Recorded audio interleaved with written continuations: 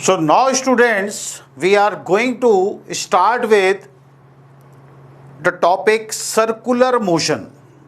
So in order to understand circular motion, हमें कुछ basic चीज़ों की जानकारी चाहिए। अगर मैं बहुत ही सिंपल भाषा में कहूँ that any body which is moving in a circle of radius r with a uniform speed, तो हम उसको कह सकते हैं कि ये बॉडी एग्जीक्यूट कर रही है सर्कुलर मोशन। ठीक है, अगर कोई बॉडी, कोई पार्टिकल मूव करता है एक सर्कल में जिसका रेडियस r है विद यूनिफॉर्म स्पीड v, तो हम ये कहेंगे कि ये जो मोशन है जो ये बॉडी कर रही है ये सर्कुलर मोशन है। और क्योंकि हमने स्पीड जो v ली है, this speed is uniform,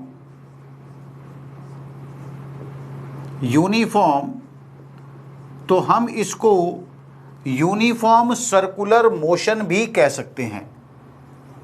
uniform circular motion.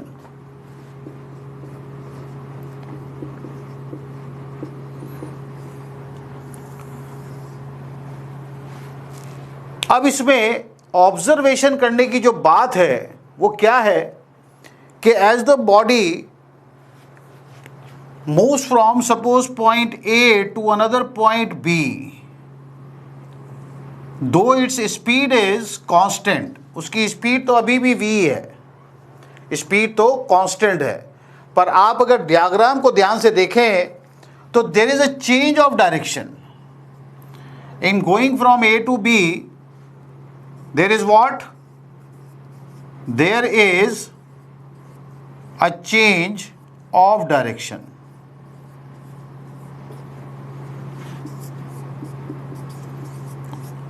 अब बच्चों दिमाग में ये क्वेश्चन उठता है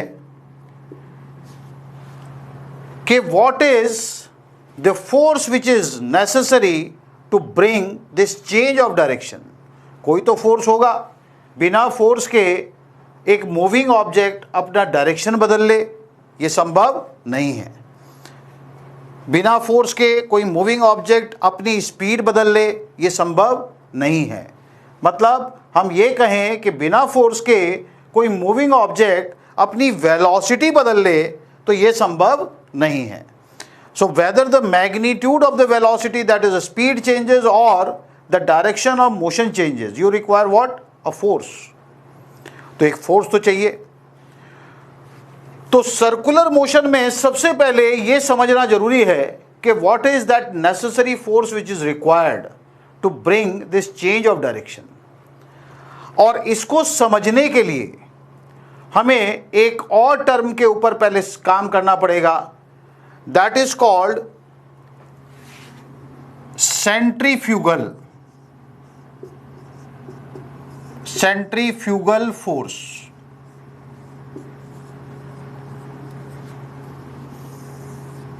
सेंट्रीफ्यूगल का मतलब होता है,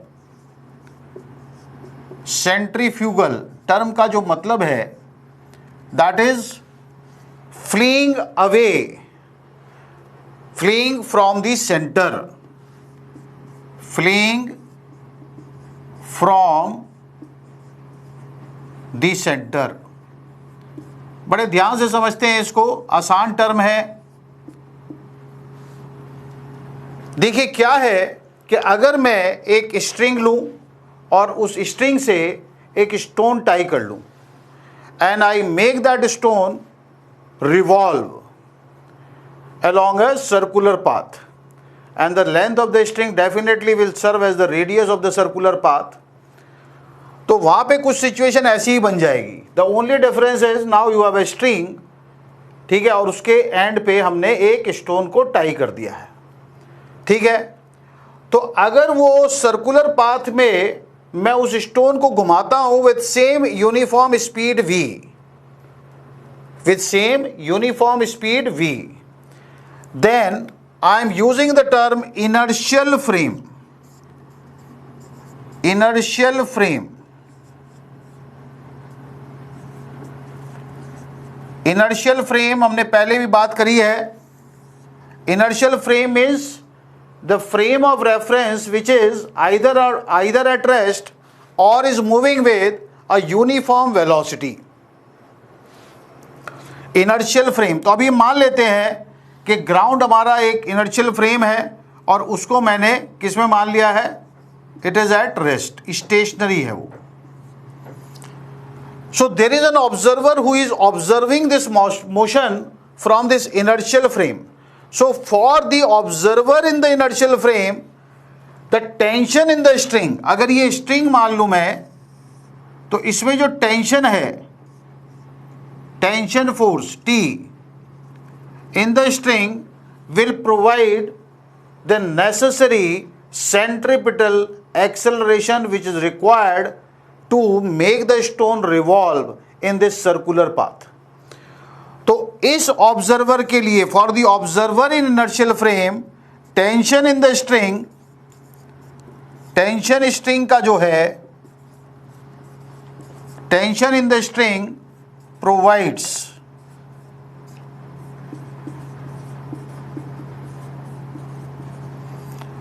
the necessary centripetal force.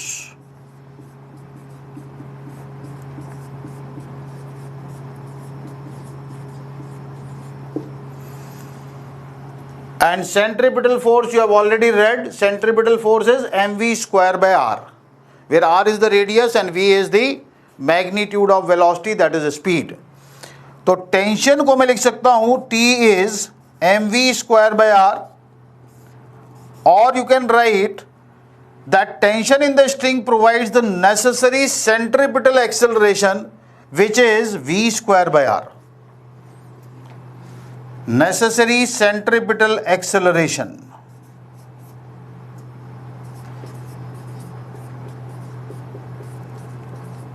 Centripetal acceleration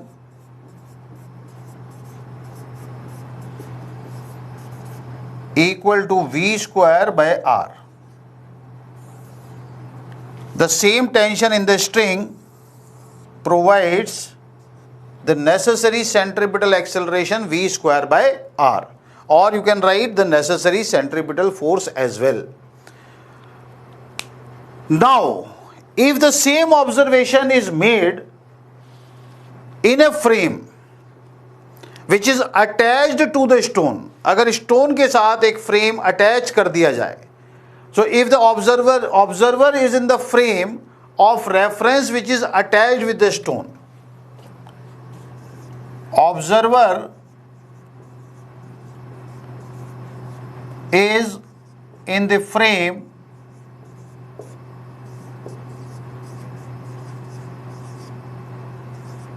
of reference, ध्यान से समझना, वो था इनर्शियल फ्रेम के ऑब्जर्वर के लिए, reference frame, in the frame of reference attached to the stone, attached to the stone. समझ में आया? मतलब ऑब्जर्वर कहाँ है? उस फ्रेम में है जिसको हम एज्यूम कर रहे हैं कि it has been attached to the stone. अब ये जो फ्रेम है ये खुद एक एक्सेलरेटेड फ्रेम ऑफ रेफरेंस है, क्योंकि अभी तो हमने लिखा कि ग्राउंड ऑब्जर्वर के लिए जो टेंशन है स्ट्रिंग में वो नेसेसरी सेंट्रीपिटल एक्सेलरेशन प्रोवाइड कर रहा है, और अब आपने एक फ्रेम ऑफ रेफरेंस अटैच कर दिया किसके साथ? इस रिवॉल्विंग स्टोन के साथ. यानी कि जो ऑब्जर्वर है वो खुद एक एक्सेलरेटेड फ्रेम ऑफ रेफरेंस में है, और अगर वो एक एक्सेलरेटेड फ्रेम ऑफ रेफरेंस में है तो इसका मतलब हम न्यूटन का जो सेकेंड लॉ है उसको डायरेक्टली अप्लाई नहीं कर पाएंगे, because in order to apply the Newton second law you need to apply before that a pseudo force. तो आपको वहां एक स्यूडो फोर्स लगाने की जरूरत पड़ेगी. किसके ऊपर? इसी स्टोन के ऊपर. जिसकी वैल्यू होगी एम ए के बराबर, और वो स्यूडो फोर्स आप किधर लगाएंगे, opposite to the direction in which the stone is getting accelerated, that is towards the centre. Centripetal acceleration किधर की तरफ डायरेक्टेड होता है, सेंटर की तरफ। यानी कि आप इस स्टोन के ऊपर अगर आप किस में बैठे हैं, in the reference frame which is attached to the stone, then you need to apply what, a pseudo force, an imaginary force outwards। तो बाहर की तरफ आपको एक फोर्स लगाना पड़ेगा इस स्टोन के ऊपर, जिसकी वैल्यू होगी कितनी, एम ए के बराबर, एम ए के बराबर। And a is how much, v square by r. यानी कि जो observer in the frame of reference है which is attach to the stone, उसके लिए जो नेट फोर्स है स्टोन के ऊपर वो कितना हो गया, वो हो गया 0, क्योंकि टेंशन प्रोवाइड कर रहा है towards the centre M V square by R, and this force M A is also equal to M V square by R because A is V square by R. ठीक है, तो pseudo force of magnitude M A which is M V square by R away from the center must be assumed to act on the stone in addition to the material force that is T mv square by r towards the center। तो एक material force हो गया mv square bye r जो centre की तरफ लग रहा है, और एक सूडो फोर्स हो गया mv स्क्वायर बाय r जो अवे फ्रॉम द सेंटर लग रहा है। ठीक है, और इन दोनों का मिला के जो रिजल्टेंट है वो कितना है, 0। तो यानी कि उसके हिसाब से ये स्टोन कैसा है, ये अभी स्टोन कैसा हो गया, दिस स्टोन इज स्टेशनरी, क्योंकि इसके ऊपर नेट फोर्स कितना है, 0 है। सो फॉर द ऑब्जर्वर, देखो उसके लिए अलग ऑब्जर्वेशन आ रही है, इसके लिए अलग ऑब्जर्वेशन आ रही है। ठीक है, तो ये जो फोर्स आपने इमेजिन किया, the force which is assume to act on the stone outwards और away from the centre, that is termed as the centrifugal force. इसी फोर्स को हम नाम देते हैं centrifugal force, the force which is assume to act.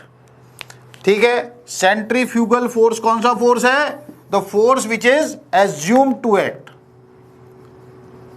The force which is assumed to act.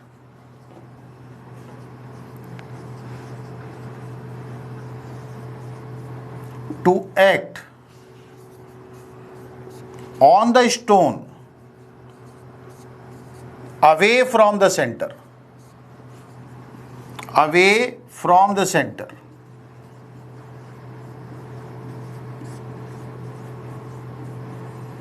इस force को नाम दिया जाता है बच्चों सेंट्रीफ्यूगल फोर्स। तो ये एक एडिशनल फोर्स है which must be applied if you are making the observation sitting in the frame of reference which is attached to the revolving stone, whereas we know that in order to make a body revolve along a circular path, you need what, a centripetal force, there must be a force acting on the stone directed towards its center। क्योंकि अगर change of direction हो रहा है, it means there is a change of velocity and corresponding to the change of velocity there must be an acceleration। तो वो accelerated motion अगर है, तो एक्सेलरेटेड मोशन होने के बावजूद, होने के वजह, इसका मतलब उसके ऊपर एक सेंट्रीपिटल फोर्स या एक फोर्स काम करना ही चाहिए, and that force here is provided by what, the tension force in the string. ठीक है, पर आपकी 2 डिफरेंट ऑब्जर्वेशन जो मैंने लिखी है ये आपको दिमाग में बिठा लेनी है बिल्कुल, कि इनर्शियल फ्रेम से अगर आप ऑब्जर्व करते हो इस मोशन को स्टोन के, तो आप ये कहेंगे कि tension force is the only force which is providing the necessary centripetal force which is acting towards the centre. And if you are doing the same observation sitting in the frame of reference which is attached to the revolving stone, then you have to first apply or you have to assume an additional force। क्या additional force? A pseudo force equal to ma directed away from the center of the circular path। Clear है बात? ये इसी force को नाम दिया जाता है बच्चों सेंट्रीफ्यूगल फोर्स। तो इसका मतलब ये हुआ कि अगर हम सर्कुलर मोशन की बातचीत शुरू करने वाले हैं तो हमें 2 चीजें बिल्कुल दिमाग में रहें कि there is some force which is required एक फोर्स तो हमें चाहिए ही चाहिए to keep the body moving along that circular path. जैसे मान लीजिए एक कॉमन सी ऑब्जर्वेशन बता रहा हूं, the planets they revolve around the sun. Planets sun के चारों तरफ घूमते हैं, ऐसा कहावत है, ठीक है, ये फैक्ट भी है। और अगर प्लैनेट्स घूमते हैं, it means there must be a force which is getting directed towards the centre of the sun. So what is that force? वो फोर्स का नाम तो हमने बोल दिया, it is a centripetal force, but what provides that centripetal force is the question mark. तो that centripetal force is provided by what? The gravitational force of attraction. The gravitational pull of the sun on the planet provides that necessary centripetal force which makes the planet revolve around the sun. जैसे moon घूम रहा है अर्थ के चारों तरफ, तो जो gravitational pull है अर्थ का on the moon, that provides the necessary centripetal force. अगर कोई कार घूम रही है सर्कुलर पाथ में, then the friction force between the tire and the road provides that necessary centripetal force. अगर एक पत्थर को स्ट्रिंग्स के साथ बांध के सर्कुलर पाथ पे घुमाया जा रहा है, then the tension force in the string provides that necessary centripetal force. तो मतलब हर जगह आपको पहले इस फोर्स की तलाश करनी पड़ेगी कि what is that which provides this necessary, जो चाहिए हमें जरूरी फोर्स चाहिए सेंट्रीपिटल। तो centripetal is a real force and centrifugal is a pseudo force, it is an imaginary force. इसलिए मैंने लैंग्वेज में लिखा है the force which is assumed, ठीक है। और जो मटीरियल फोर्स है that is the tension in the string. So there is a tension force mv square by are equal to mv square by R which is getting directed towards the centre. और इसके बाद मैंने non inertial frame में बैठ के जो attach था stone, revolving stone के साथ, उसमें एक फोर्स एज्यूम किया equal to ma which is directed away from the centre. और इन दोनों फोर्सेज ने क्योंकि आपस में बैलेंस कर लिया, तो हमने कहा जो नेट फोर्स है इस रिवॉल्विंग स्टोन पे, if the observation is made from this frame, that is 0। ठीक है, दोनों में डिफरेंस समझ में आ गया। तो हम रियल सिचुएशन की बात करें तो हमारी ऑब्जर्वेशन कहाँ से सही है? जब हम इनर्शियल फ्रेम से ऑब्जर्व करते हैं मोशन को। तो इसलिए सेंट्रीपिटल फोर्स को हमने बोला रियल फोर्स और सेंट्रीफ्यूगल को बोला एक स्यूडो फोर्स। कुछ दिमाग में बात बैठ गई, ठीक है, तो इसको नोट करिए पहले, फिर हम दोबारा से अपने टॉपिक पे आते हैं, यूनिफॉर्म सर्कुलर मोशन।